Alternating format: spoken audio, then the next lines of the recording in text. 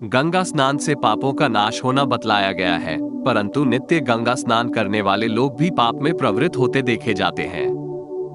गंगा स्नान करने के बाद भी लोगों के पाप नष्ट क्यों नहीं होते हैं? आइए जानते हैं इस कथा के माध्यम से। एक समय भगवान शिव जी माता पार्वती के साथ हरिद्वार में घूम रहे थे। पार्वती जी ने देखा कि सहस्त्रों मनुष्य गंगा में नहा नहा कर हर हर कहते चले जा रहे हैं, परंतु प्रायः सभी दुखी और पाप परायण हैं। पार्वती जी ने बड़े आश्चर्य से शिव जी से पूछा कि हे देव, गंगा में इतनी बार स्नान करने पर भी इनके पाप और दुखों का नाश क्यों नहीं हुआ? क्या गंगा में सामर्थ्य नहीं रही? शिव जी ने कहा, प्रिय, गंगा में तो वही सामर्थ्य है, परंतु इन लोगों ने पापनाशिनी गंगा में स्नान ही नहीं किया है, तब इन्हें लाभ कैसे होगा? पार्वती जी ने आश्चर्य से कहा कि स्नान कैसे नहीं किया? सभी तो स्नान करके आ रहे हैं, अभी तक इनके शरीर भी नहीं सूखे हैं। शिव जी ने कहा, ये केवल जल में डुबकी लगाकर आ रहे हैं। तुम्हें कल इसका रहस्य समझाऊंगा। दूसरे दिन बड़े जोर की बरसात होने लगी। गलियां कीचड़ से भर गईं। एक चौड़े रास्ते में एक गहरा गड्ढा था, चारों ओर लपटीला कीचड़ भर रहा था। शिव जी ने लीला से ही वृद्ध रूप धारण कर लिया और दीन विवश की तरह गड्ढे में जाकर ऐसे पड़ गए जैसे कोई मनुष्य चलता चलता गड्ढे में गिर पड़ा हो और निकलने की चेष्टा करने पर भी न निकल पा रहा हो। पार्वती जी को उन्होंने ये समझाकर गड्ढे के पास बैठा दिया कि देखो, तुम लोगों को सुना सुनाकर यूं पुकारती रहो कि मेरे वृद्ध पति अकस्मात गड्ढे में गिर पड़े हैं, कोई पुण्यात्मा इन्हें निकालकर इनके प्राण बचाए और मुझ असहाय की सहायता करे। शिव जी ने यह और समझा दिया कि जब कोई गड्ढे में से मुझे निकालने को तैयार हो, तब इतना और कह देना कि भाई, मेरे पति सर्वथा निष्पाप हैं, इन्हें वही छुए जो स्वयं निष्पाप हो।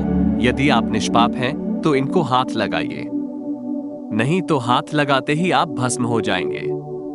पार्वती जी शिव जी के कहे अनुसार गड्ढे के किनारे बैठ गईं और आने जाने वालों को सुना सुनाकर शिव जी की सिखाई हुई बात कहने लगी। गंगा में नहाकर लोगों के दल के दल आ रहे थे। सुंदर युवती को यूं बैठी देखकर कईयों के मन में पाप आया। कई लोग लज्जा से डरे तो कईयों को कुछ धर्म का भय हुआ, कई कानून से डरे।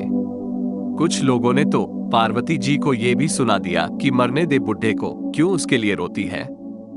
आगे और कुछ दयालु सच्चरित्र पुरुष थे, उन्होंने करुणावश युवती के पति को निकालना चाहा, परंतु पार्वती के वचन सुनकर वे भी रुक गए। उन्होंने सोचा कि हम गंगा में नहाकर आए हैं तो क्या हुआ, पापी तो हैं ही। बूढ़े को निकालने में इस स्त्री के कथनानुसार हम स्वयं भस्म न हो जाएं। किसी का साहस नहीं हुआ। सैकड़ों आए, सैकड़ों ने पूछा और चले गए। संध्या हो चली गई। शिव जी ने कहा, पार्वती, देखा आया कोई गंगा में नहाने वाला? थोड़ी देर बाद एक जवान हाथ में लोटा लिए हर हर करता हुआ निकला। पार्वती ने उसे भी वही बात कही। युवक का हृदय करुणा से भर आया। उसने शिव जी को निकालने की तैयारी की। पार्वती ने रोककर कहा कि भाई, यदि तुम सर्वथा निष्पाप नहीं हो तो मेरे पति को छूते ही जल जाओगे। उसने उसी समय बिना किसी संकोच के दृढ़ निश्चय के साथ पार्वती से कहा कि माता, मेरे निष्पाप होने में तुझे संदेह क्यों होता है? देखती नहीं, मैं अभी गंगा नहाकर आया हूं। भला गंगा स्नान करने के बाद भी कभी पाप रहते हैं? तेरे पति को अभी निकालता हूं। युवक ने उस बूढ़े आदमी को ऊपर उठा लिया। शिव पार्वती ने उसे अधिकारी समझकर अपना असली स्वरूप प्रकट कर उसे दर्शन देकर कृतार्थ किया।